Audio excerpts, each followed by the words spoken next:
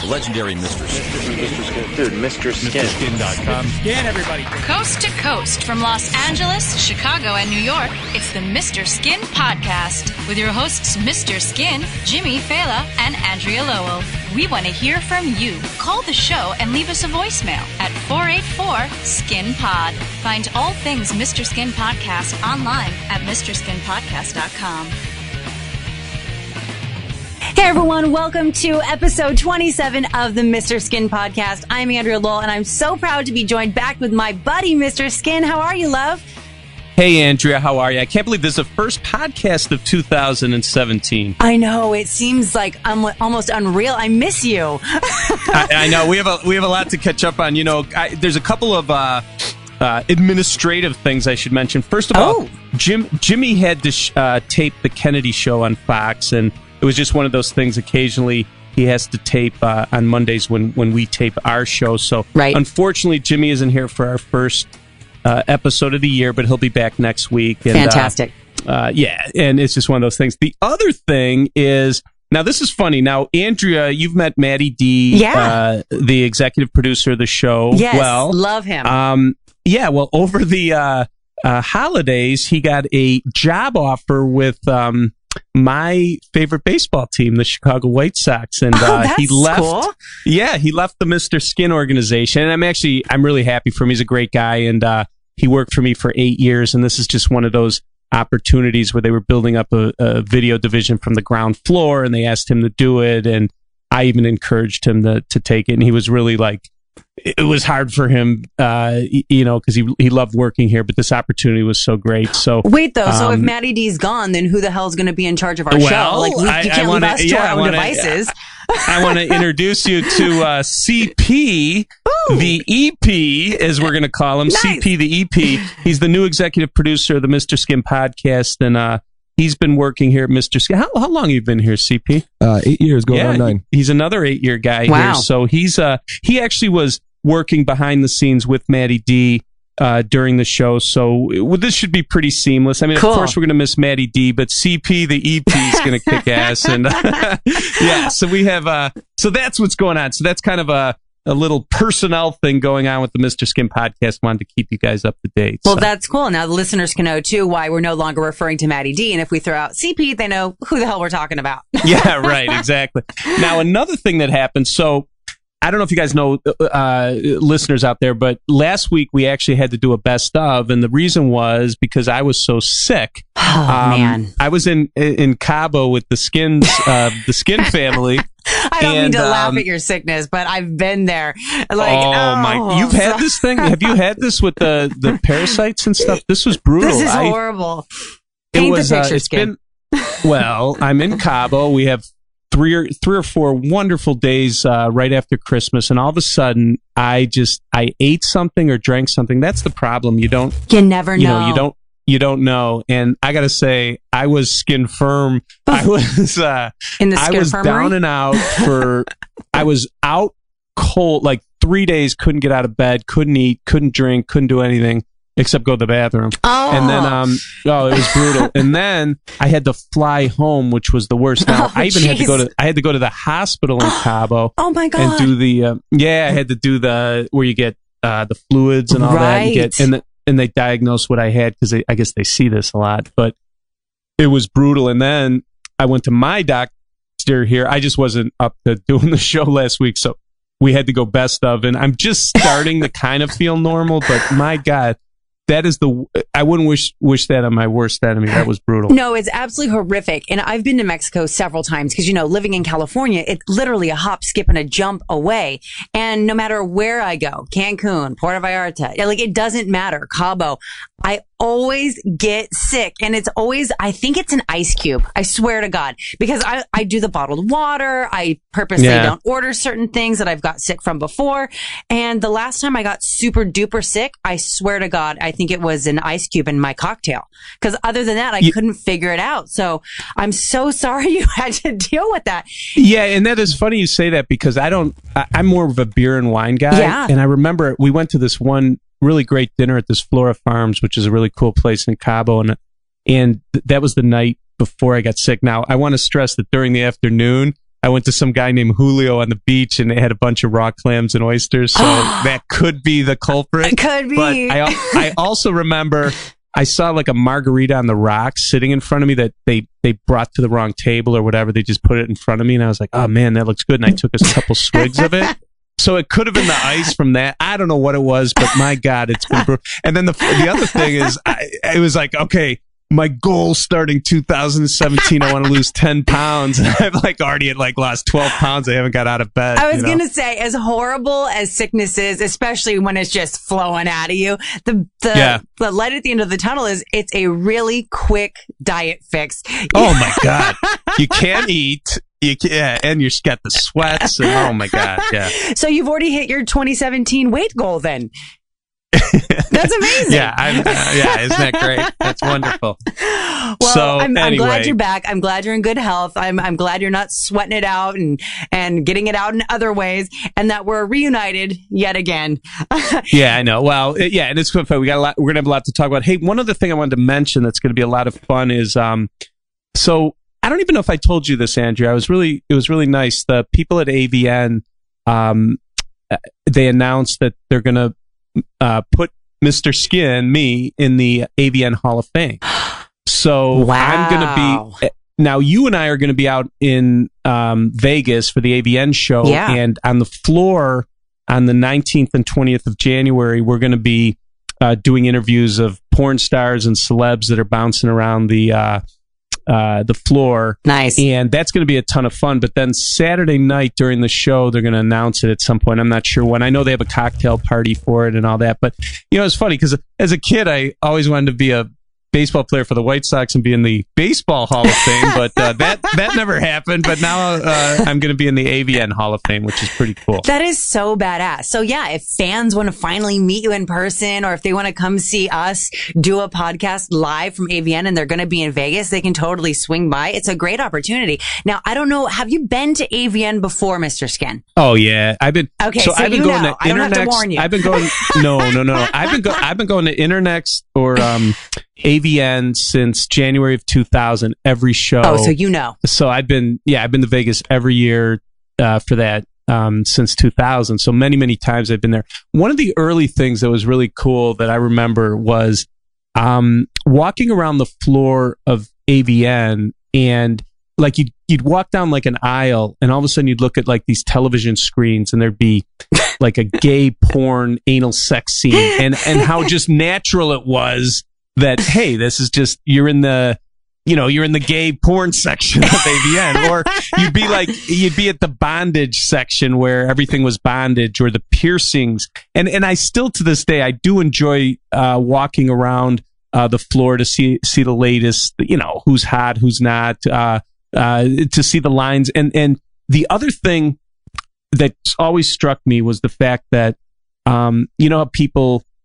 talk about porn stars, and they maybe don't think of them as celebrities, and they make fun of them. But you go to AVN, there's lines blocks long for interviews with these porn stars. Oh, yeah. Like, you know what I'm saying? Like, it really puts into perspective how popular these girls in porn are. It's really amazing. Yeah, it's a whole different world, and it's so bizarre. And then once you go in it, like you said, you're totally encapsulated by it, and the different areas in the rooms, which would be like totally shocking and crazy outside of that experience. You're just like, oh yeah, there's the bondage, there's the porn. Yeah, when I was first going there in the early 2000s, like all my buddies, like all my married buddies from the suburbs would come out there, and they'd like be so excited to walk around the porn convention. It was such a big deal. Yeah. I remember some of the early days of going out there. One of the very first parties I went to in the early 2000s, I walk in a party, and it was an adult party, and some girl's getting her vagina shaved by another girl, like with her legs spread. Dude, my kind of party. Yes. Yeah. Well, I also remember being at a party. It was off site somewhere in Vegas, where we walked in and there was a huge mattress in the middle of the party, and you're having drinks and they're serving appetizers, and all of a sudden there was like an orgy goes on the mattress. Now, did you participate in the orgy? No. Skin, you got to jump in there, man. Bring Mrs. Skin and jump in. Yeah, well, Yeah. So anyway, they have some. Anyway, so yeah, it's pretty cool to be nominated for this AVN. I think I'm looking at my screen. Is Seika and Harry Reams? Okay, they're already in. Seika, Harry Reams, Ron Jeremy, and even Chi-Chi LaRue is in the AVN Hall of Fame. I mean, you're going to be 400-pound transvestite, so this is very exciting. Legends. Yeah, I know. It's kind of crazy, but I think it's excellent. I'm so happy for you, and I'm so happy for Andrew, us. Just so you know, my parents will not be showing up for the AVN induction. Just so you know. You know, you and I have had private conversations about like my parents' reaction to stuff and your parents' reaction to stuff. Are you going to tell your parents that you're part of the AVN Hall of Fame, or are you just going to not mention it? You know, to be honest, my mom works as a skin turn for my company, so it's not like out of the, they wouldn't care either way. I mean, shit, I've been doing Mr. Skin for almost 18 years, and so nothing is. It's not like you're in the Hall of Fame because like Ron Jeremy's sucking his own dick. Like you're in it because you're a cataloger of nudity. Right. No, it's for sucking someone else's dick. Right? No. But they really, it wouldn't even register. Like, yeah, I don't know if I'm going to tell my parents because I don't even think they don't even know what AVN is. You know exactly, they're my parents. Like, what the hell are they? Yeah. And, just in case some of our listeners of the Mr. Skin podcast have no idea what we're talking about, AVN is adult video news. They do a big publication, and they also have a huge live convention where people can go meet and greet all their favorite porn stars. There's also several booths with different products. It's like Comic-Con for porn. Yeah, it is, because you're right. The other thing that's really cool during all this is with the sex toys, the show for all the toys and stuff. Actually, to me, that's one of the most fun things is to see the latest innovations and vibrators. I always grab a couple. I'm always grabbing a couple things to bring home and see if the wife will be interested in anything. You got to try it, Dude, I just bring a huge bag with me, like you'd take to the farmer's market, and I just grab shit. I have so much adult paraphernalia that I've collected over the years from these type of events, and it's so funny because when you get it, you have every intention of going home and trying it out. I've really only used like 2 or 3 things, and I've brought home hundreds of items. It's pretty funny. Yeah. So the farmer's market. So if I see you with like a jug of milk, I'm not gonna, I definitely won't drink out of that. That's non-milk. Right. Milk. Right. Yeah. So anyway, it'll be a lot of fun. So Andrea and I, not next week, the following week, will be out there, and then hopefully we'll have some really good interviews that we could play on the podcast in the coming weeks. I'm sure we will. I'm absolutely positive of it. So yeah, and looking forward to Andrea, that. you know a lot of those girls, right? You know a lot of them. You've had them on your show and all that, I right? know a lot of them from the mid to late 2000s, because that's when Playboy TV, when I was on there with a lot of the porn stars in shows like Totally Busted, where we worked together. But because I've never done porn, I only really know a certain handful of them from working together on Playboy TV. But yeah, the ones I know were homegirls. I have their cell phone numbers. We can text each other, and it's pretty cool. So hopefully we can skip some lines. I can grab some girls over for us. It should be quite interesting. We'll definitely, we're going to have some people out there, wrangling the talent for us. Yeah, wrangling some talent. And we're going to be set up. We got, they showed me we have a really cool backdrop for the Mr. Skin podcast. So anyone out there, if you do hit AVN and you're walking around the floor, we're definitely going to be broadcasting, on the 19th and 20th of January. That's Thursday and Friday. I'm really looking forward to it. So it should be cool. Me too. So what is going on now is we got to talk about the Golden Globes, because as you know, Mr. Skin, I'm not huge into award shows. That's why I love you, because you tell me what I need to know. So what went down and what are the highlights? Well, I love Globes, but I got to say I'm not I'm like you. I don't get crazy about the Oscars or the Golden Globes, but because of what I do for a living, we got to keep abreast of all this stuff. But there were a couple things that I saw. I watched some last night, but then also caught some highlights today. Was one of the big things was this. Did you see this or hear about this thing with Kristen Wiig and Steve Carell, where they came out and they were introducing the best animated feature, I guess, and they did such a really funny stand-up shtick while they were up there. I thought it was really, really good, and we actually have a clip of that, which we're going to play real quick. Okay, cool. Good evening, peers and regular people. Steve and I play characters in the Despicable Me movies. Do you remember the first time you saw an animated movie? I do, actually, very well. It's kind of a big deal. I was 6 years old, and my dad took me to see Fantasia. And as we were leaving the theater, there, standing in the lobby, was my mom. And that was the moment she told my dad that she wanted a divorce. I never saw my father again after that day. What about you? What was the first animated film you saw? Bambi, March 14th, 1981. It was the same day we had to put our dogs down. My grandpa thought it would be fun to go to the movie, take our minds off of it. But then, Bambi's mom. And also, that was the last day I saw my grandpa. And I didn't speak for 2 years. Yeah, isn't that good? Yeah. I just thought it was pretty clever stuff. It was so dark. It was just funny. But, by the way, Kristen Wiig did a great nude scene in a movie called Welcome to Me, where she walks completely naked in a casino, which was a shock because she had never done a nude scene before. But I really love that. And then the other big thing that I saw this morning that was kind of controversial. Okay. Another thing was Sofia Vergara was up there and she had to say the word annual. And she kept fucking it up and referencing anal. And it totally was written for her. I know it wasn't her screwing it up, but we have a clip of that, which was pretty funny, too. The Hollywood Foreign Press Association has an anal tradition. I didn't mean anal. I mean, they have an anus tradition. They have a tradition that they do every year of choosing a second-generation performer to assist in the presentation of the award.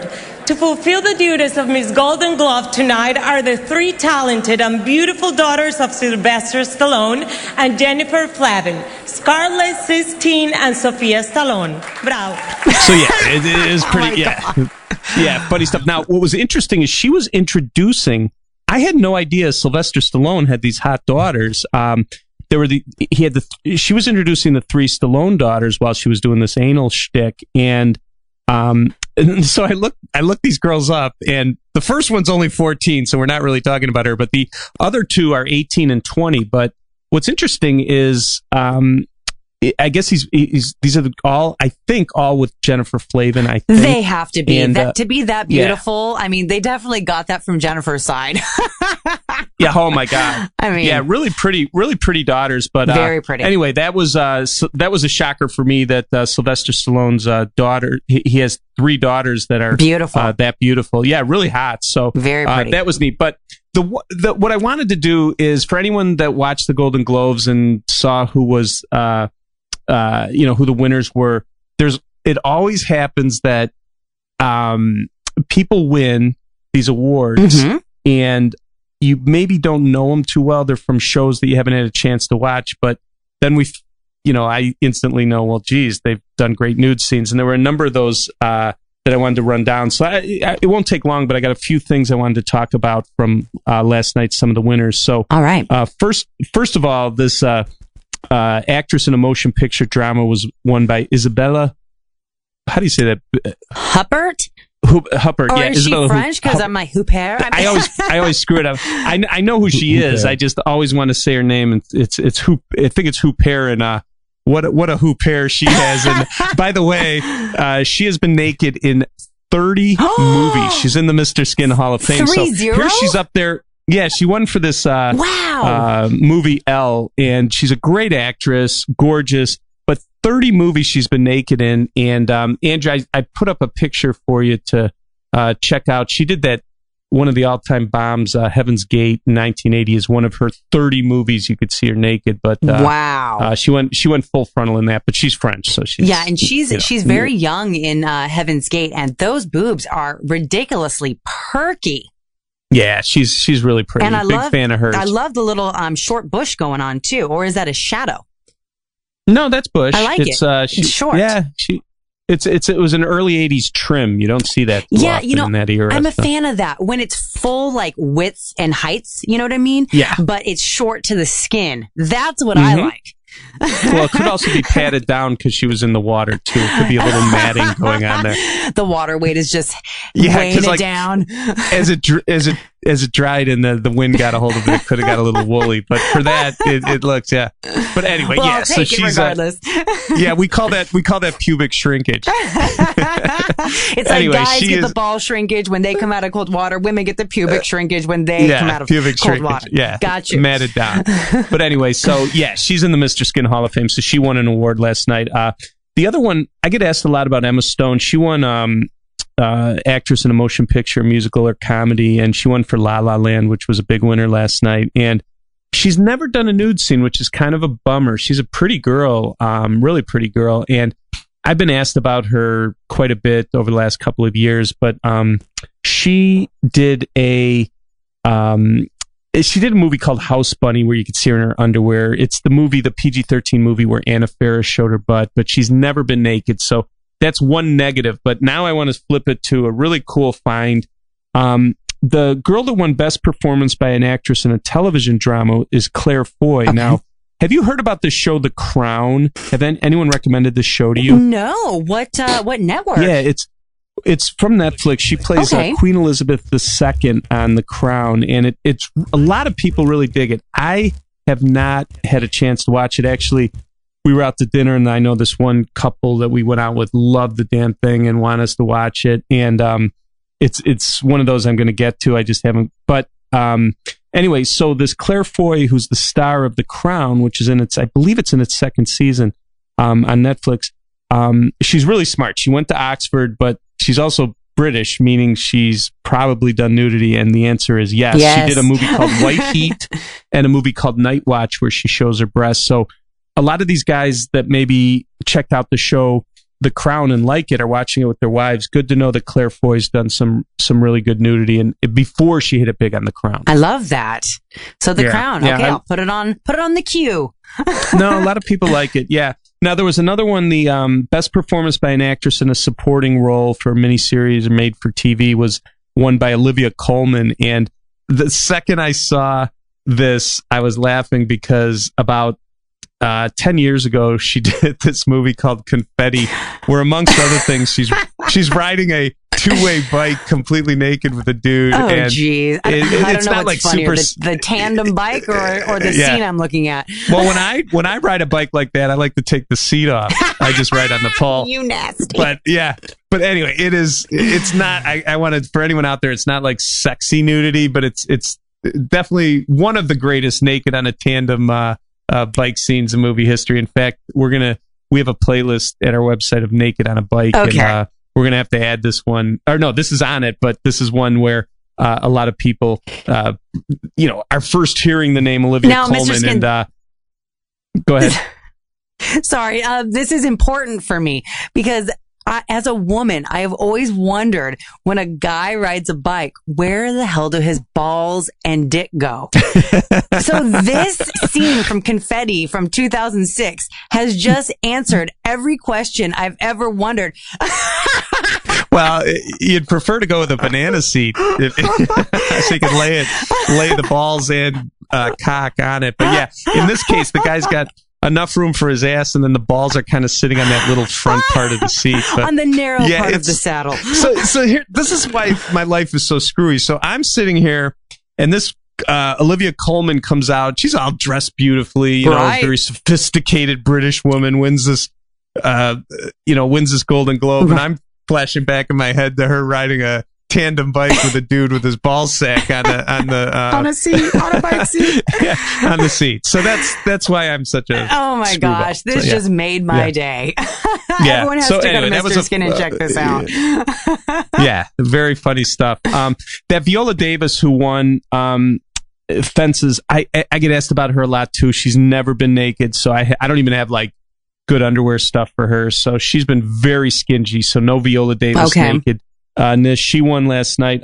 Sarah Paulson, who won Best Performance by an Actress in a Miniseries made for TV. She had a great year because she was also in that People vs. O.J. Simpson, but she won for American Crime Story, and she's done some great nudity. The Swimmers, Deadwood, big fan of hers, and she had a great year and did a lot of nudity. But anyway, American Crime Story was OJ, right? Yeah, is OJ. Yeah, so whatever. She won for OJ. Whatever. But, you know what? The thing is, she's in everything right now, and she's a tremendous actress. I never thought much of her at all, and just recently, I'm just blown away by her acting ability. It's stupendous. Yeah, she played Marcia Clark, and I am so fascinated by that whole OJ thing. I watched both those OJs. I watched the real documentary. Me too. The I just couldn't get enough of it. And you lived out in LA when all that was going down. Oh my gosh, too. yes. I remember like it was like 9/11. Like, you know where you were when that scene was on with the Bronco on the freeway. I remember everything. It's so weird. I was in first grade. Oh, Jesus Christ. I know. All right, stop it. End it. And they put it on the news, on the TV in our classroom. That is so... And we were watching the live chase. I cannot believe you... I just felt so old. I was working at the Chicago Mercantile Exchange because it was a Friday. It was a beautiful day in Chicago. It was a June day. Yeah. And they had an outdoor bar, I can't remember the name of it, right on the river where the Chicago Mercantile Exchange was in the mid-90s. And I remember having some drinks, and everyone was kind of like watching the TV, and you were in fucking first grade. Yeah, I sure was. That is great. All right, that's interesting. Another moment where I feel very old. Thank you, Andrea. I'm sorry, love. That wasn't my intention.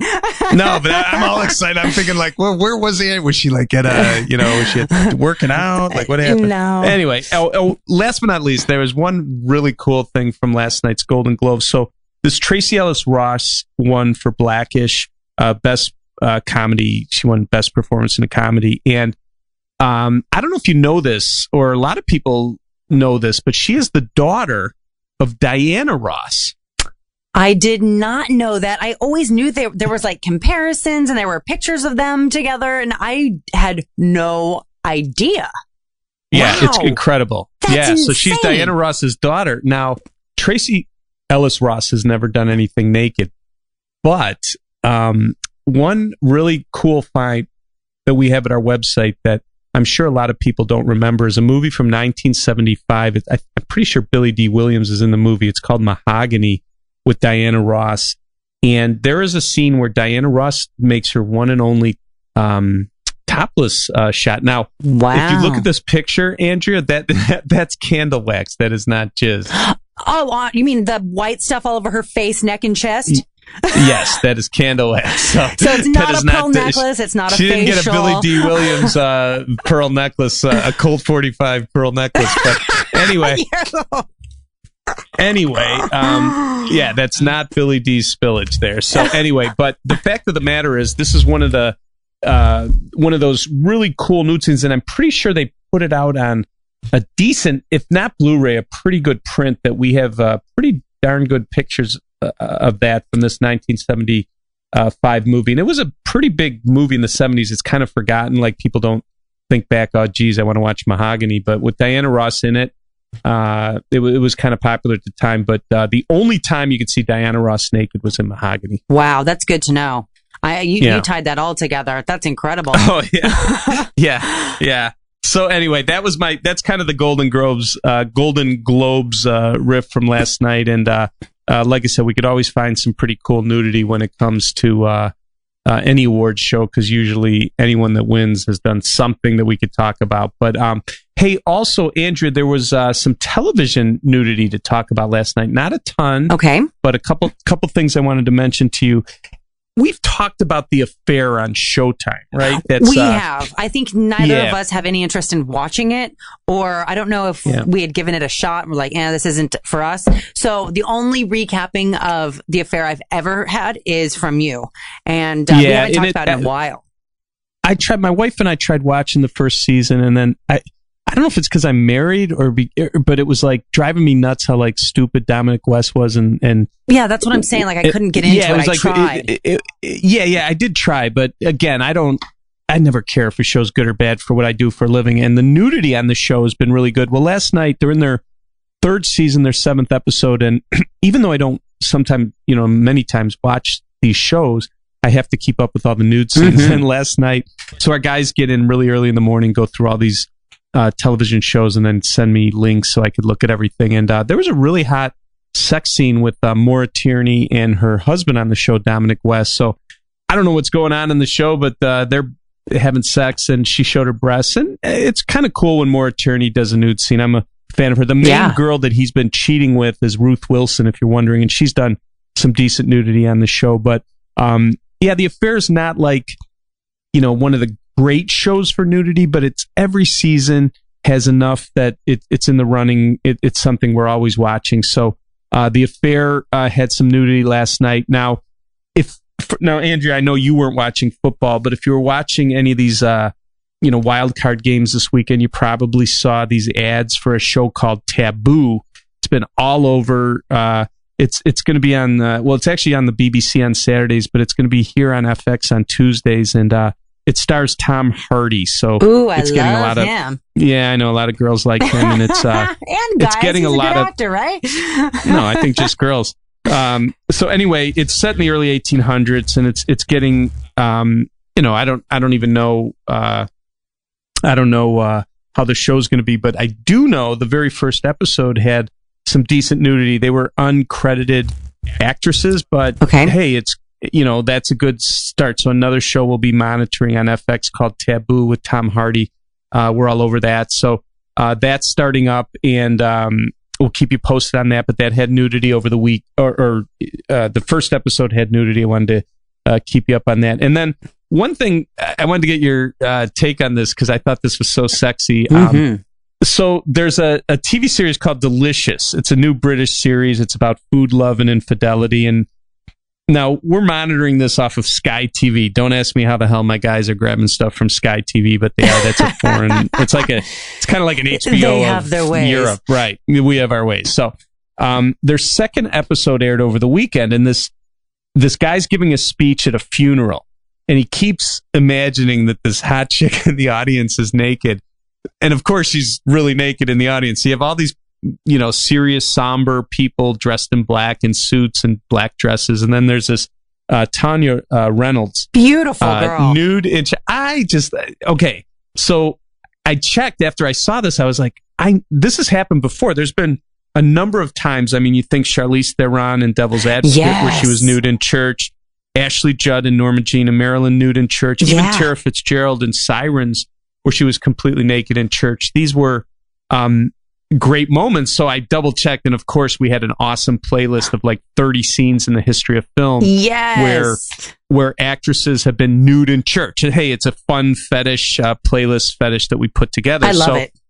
I told I know now it's 31. I told our guys, you got to get this scene in, add it to the playlist, because this Tanya Reynolds is really pretty, and there's something sexy about being naked where you're not supposed to be naked. Andrew, you know all about that, right? Absolutely. And I think that's a lot of people's fantasies of doing something that's so utterly naughty and wrong. So when you see someone like this, like Tanya Reynolds, who's absolutely stunning and beautiful and just so pretty, and she's just sitting there naked during a funeral, even though it's on TV, it just excites you in a way. And plus it's at a funeral service, so it's even more inappropriate. So anyway, obviously this isn't ever going to happen in real life, but it's kind of a cool. I don't know. You've never done anything at a church? Never banged in a baptismal or anything? No. No. And I grew up Catholic, so that would have been really tough. So yeah. Well, add it to the list. Add it to the bucket list. I was naked at an exorcism once, but that's a whole different story. We weren't supposed to talk about that, Skin. Yeah, I know. I shouldn't have brought that up. But anyway, so just a little a sexorcism. So anyway, we're early in January, so a lot of the good shows are coming up in the coming weeks and months. We'll have a lot more TV stuff. And anyway, there's a kind of a light load, Andrea, if you will, of television, but I definitely wanted to make sure I filled you in on that, because it was I wanted to make sure we always touch on some of the TV stuff. But absolutely, last but not least, I have some nudity nuggets for you that I wanted to bring up. All right, lay them on me. Yeah, I got a couple things. So while we were gone over the holidays, there was the girls the television show Girls from HBO. Yeah. They put out their season 5 on Blu-ray. And I didn't get to this in December, and I wanted to follow up on it because I just thought it was interesting, and I want your opinion of this. So they're in their 5th season, and there was the big scene, or the controversial scene from season 5, as far as I was concerned, was the scene where Lena Dunham. So she has a job as a teacher this season, and she had been getting a lot of complaints against her. So the principal calls her in to talk about it. And she wears a short skirt with no underwear, and she thinks she's going to pull a Sharon Stone on him. Is very Basic Instinct-esque, and she was going to kind of pull a Sharon Stone on him and, kind of maybe win him over that way. I don't know what the hell she was thinking, but they did for the commentary in season 5, they did an interview with her, and she said, and I want you to, watch the clip and see the pic. I'm watching it on loop. Everyone needs to go to MrSkinPodcast.com and click the links to watch this. Okay, you're watching it. Good. So she said, I just thought this was funny. She said that her only regret from that scene is her bush wasn't thicker. Really? Yeah. and I want to say another thing. The difference between the Sharon Stone scene and this scene is, there are many. There are many. But Sharon Stone just crossed her legs and then closed them. Mm-hmm.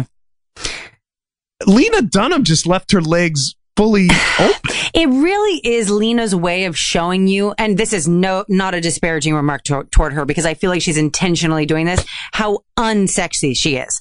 How she is incapable of being naturally fluidly sexy like Sharon Stone, who's extremely poised and gave us a little flash, and it was so fucking hot that we still talk about today.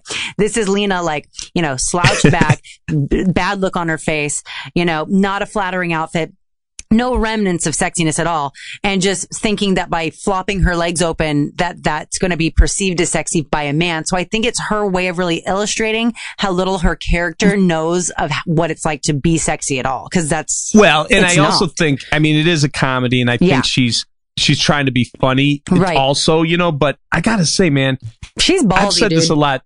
That's what I say. I say this all the time. People are always trying to go me they're trying to get me to be like, say, oh, Lena Dunham, she shouldn't do nudity. And no, she totally should. Boy, is she terrible, this and that. And I always say, man, that show pushes the envelope. Think of the Allison Williams ass eating thing. Think of the jizz on that was the first load I'd ever seen on network. Sherry Appleby, when Adam Driver blew a pearl necklace on her. Yeah. It was groundbreaking stuff. She pushes the envelope, and I'm all for the craziness, man. And I know, is Lena Dunham a supermodel? No, but I appreciate what she's up to here. And the fact that you could be a pretty big star and just sit there with your legs spread open in front of the camera, that's balls. No, it takes tremendous balls, and it just shows her commitment to the tone of the show that she's created. You know what I mean? It's like, this is what it is. She doesn't give a fuck. She's already gone so far with it. Why stop now? So yeah, she's not a supermodel, but do I applaud her, and am I proud of her, and do I think she should keep rocking on? Hell yeah. How many actresses of this caliber do we see at all with their legs just spread like that? Zero. Chilling. Zero. Even the Sharon Stone thing was a snippet, so fast that we had to freeze frame it. You know what I mean? Oh. Yeah. So I guess what she's saying here is, girls needed more curls is the motto of the story here. So, but I'm glad she didn't have a big bush, because we could actually see what was going on down there. So we see she has an innie. Yeah. So if you haven't seen this, it's really, you gotta watch it. It's one of those things I highly recommend you check it out, because it's one of the most graphic nude scenes of 2016. It's definitely Anatomy Award worthy. So. 100%. Absolutely. Yeah. So that was one nudity. And then I also wanted to mention there was another thing, and I think you're going to love this, but I didn't see these pictures till this morning. Okay. So Heidi Klum, supermodel, 43-year-old supermodel. Whoa. She's in Miami vacationing with this Vito Schnabel, I guess is his name. His dad is Julian Schnabel, who's he actually is a director of films, but he's more famous as an artist. I think he even rubbed elbows with Andy Warhol. Oh, and cool. The guy's like a big time artist, but he has these wealthy kids, and one of them is this Vito Schnabel, who's 30 years old. So okay. Heidi Klum is banging this 30-year-old. She's 43. She's banging this 30-year-old. She's in Miami out on her deck, just walking around in a little bikini bottom. Check out that body. Dude. That is spectacular. She is amazing. And you know what? She's one of those women where she looks better with less clothing on, even though her job is a supermodel, walk runways and model fashion. The less she wears, the more I'm attracted to her. And that's not always typical of supermodels. You know what I mean? They're meant to be kind of living hangers in a way because clothes look so good on them. But I was never really a fan of hers when I saw her on one runway and when I saw her in fashion. But anytime I see her in a bathing suit and now less than a bathing suit, I'm changing my entire opinion on her. I'm like, she is fucking hot. Yeah, I know she's a tad wacky, no question. And dating this 30-year-old is probably, she's probably just having a good time. Yeah. Good for her, whatever. But the boobs for 43, man, that's like, really is. And just everything else just looking great. And I was just blown away when I saw those pics this morning in our prep service, and I wanted to share them with you because that just blew my mind. Now, God bless you. Now you talk about 6 degrees of nudity. It's there's always something. So this Julian Schnabel, his son, who she's dating, has a sister named Stella. All right, and believe it or not, his sister Schnabel, I think is how you call it. Okay. His sister has done a nude scene, and it's pretty good. It's from a movie called You Won't Miss Me from 2009. Wow. And her name is Stella Schnabel, and it's a really nice topless scene. So, again, give me a name, and within 1 or 2 degrees, I could find a good nude scene for you. You are incredible. The way your brain just fires is so awesome. I would never have thought to, let's look at Abel's family members and see if they've done nudity. But if you want to look at Klum's titties and Stella's titties, they're both A+ racks. So whether it's genetic relation or who he's banging, he's surrounded by great tits. Yeah. I'm like, I love Stella's little nipples. I love how they point outside. Yeah, I was going to say she has those really, you know how the areola is almost the same color as your breast? I love there's that. that's hard to find. It is hard to find on the streets. Because typically the boob, its function is From to what I feed a remember. baby. So it's kind of like a target. You got to be able to find it. And so when it's not. Her baby'd have problems finding those, right? Because it's white on white. It's white on rice. But yeah, I love it when the areola color is so close to the skin color, but also just the direction her boobs are taking is unique, and I really like them. They're perky, but they kind of point out to the side. I love her boobs. Now you've introduced me to a new set of titties that I love, Mr. Skin. Thank you. Yeah, we're gonna have to come up with a name for those. But if you want to see Stella Schnabel naked, we'll put that up at MrSkinPodcast.com. Beautiful. And that wraps up our first week back. And like I said, we're gonna have we'll have Jimmy back next week. We hope, unless he has another obligation, and then you and I will be hitting Vegas. So we got a lot of fun stuff coming up. Yeah, I'm so stoked. It was really nice getting back with you. I hope everyone enjoyed episode 27, and let's not forget to remind everyone, give us a call, leave us a voicemail, 484-SKIN-POD, and if you're lucky, we'll play it on the show. Mr. Skin, it's been a pleasure, and I can't wait to do it again next time. All right, Slappy New Year. Slappy New Year. Okay, see you, Andrew. Thanks. Okay. This concludes another scintillating episode of the Mr. Skin Podcast. Subscribe to the Mr. Skin Podcast in iTunes and never miss a show. Thanks for listening.